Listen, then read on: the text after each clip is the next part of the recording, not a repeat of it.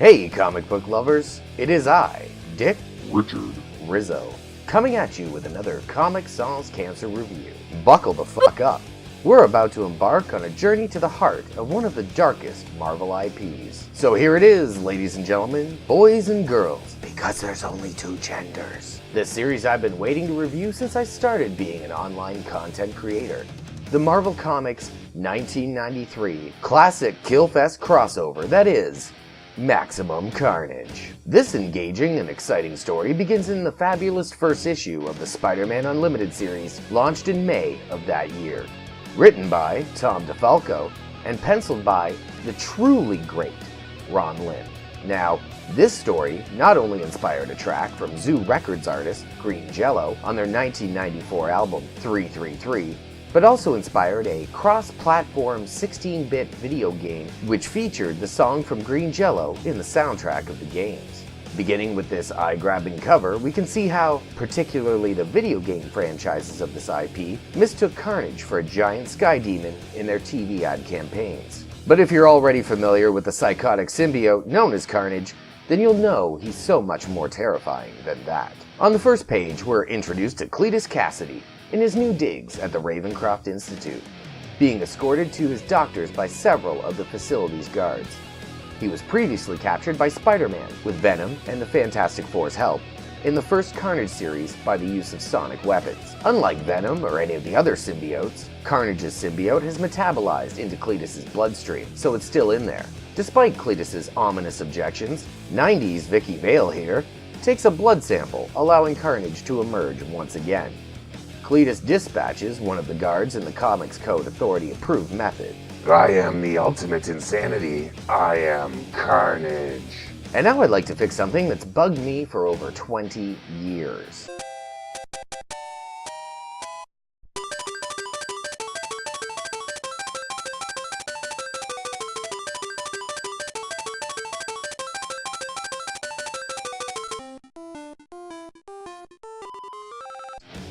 That's better. This last panel really showcases Lim's dynamic sense of action and his style. Love it! Dr. Vale here makes a final plea for her life, but it falls on unsympathetic symbiotic ears.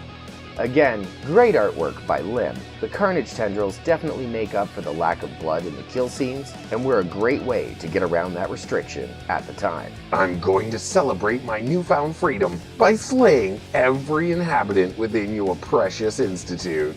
We're skipping a funeral scene here for the late Harry Osborn, as it only serves as motivation for MJ to implore Peter to take a break from his Spidey suit for a while. Let's get back to the mayhem at Ravencroft.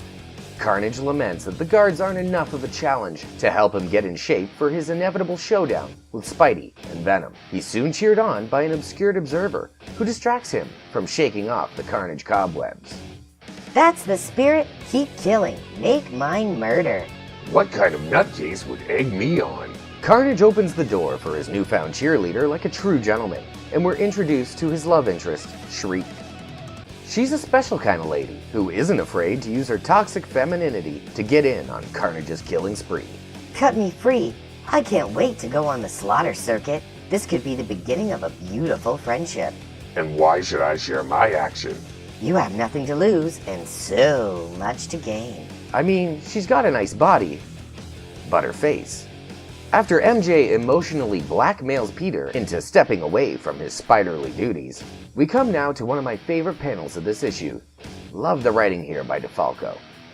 He floats through the air with the greatest of ease, the daring young man in his most sexy squeeze. What's a sweet thing like you doing in a place like Ravencroft? It was a bum rap, Carney, my love.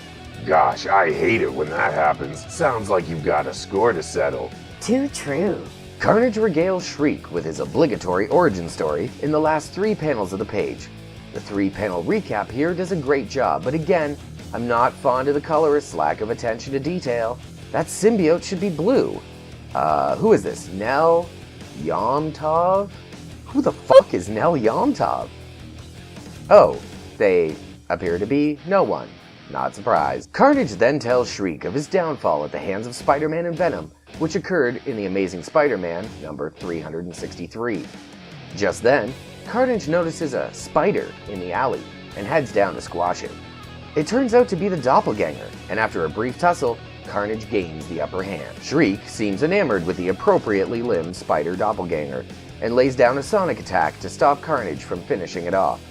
Carnage acquiesces, and the crime wave couple adopt their new team member to Shriek's delight. In the midst of picking up their Chinese food, Peter learns of the massacre at Ravencroft, and quickly ditches his promise to MJ to hang up his Spidey suit. But it looks like he's still wearing it under his clothes, so I guess he had his fingers crossed when he made that promise?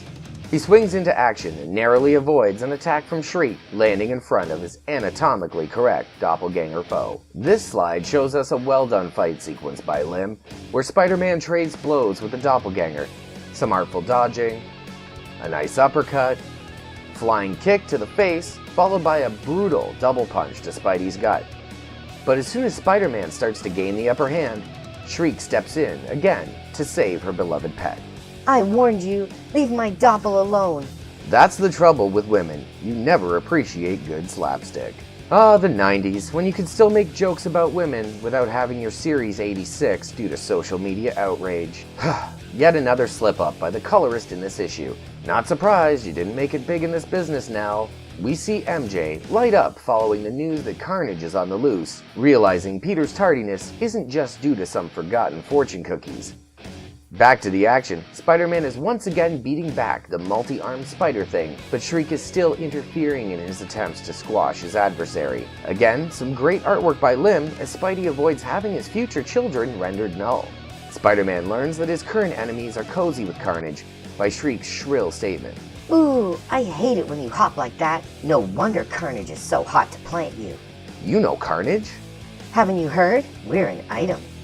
Spidey soon tires of being tag team and takes Shriek out of the equation, with a little love tap and a tongue-in-cheek joke that would surely ruffle the feathers of modern-day social justice comic pros. I hate to be accused of harassing women, but this shouldn't hurt too much. Boink. However, his misogynistic attack leaves him vulnerable to a double kick from the doppelganger, which sends him down to the alley below. I've previously pointed out that the no longer great Mark Waid co-opted this fall in an issue of a Deadpool comic series he never wanted to write. The doppelganger collects the unconscious Shriek and jets. Spider-Man tries to take chase but succumbs to his injuries. But where's Carnage been throughout this slugfest? Well, over at the Daily Bugle, J. Jonah Jameson is spouting his usual bravado when an aide barges in and advises Jolly Jonah of Cletus Cassidy's recent escape from Ravencroft. Jonah quickly heads to his office to collect his passport so he can get the hell out of Dodge, but finds himself face to face with a grinning Carnage. Hi, honey. I'm back. Can you guess who's going to help me go on a venom hunt? I'll give you a hint. He's turning a sickly shade of green right before my eyes. Well, ladies and gentlemen, that's our first issue of Maximum Carnage. What'd y'all think? Let me know in the comments below, and don't forget to come harass me on my social media accounts. Also, don't forget that I now have a Patreon account where you can support me, thereby helping ensure future episodes of Comic Sans Cancer. With that, I'll kindly ask you to like and share this video with your friends, enemies, and families, and I'll be back with the next issue of Maximum Carnage soon. Until then, I've been your host, Dick Richard. Rizzo. You've all been great, I guess, and I'll see you all next time. Peace out.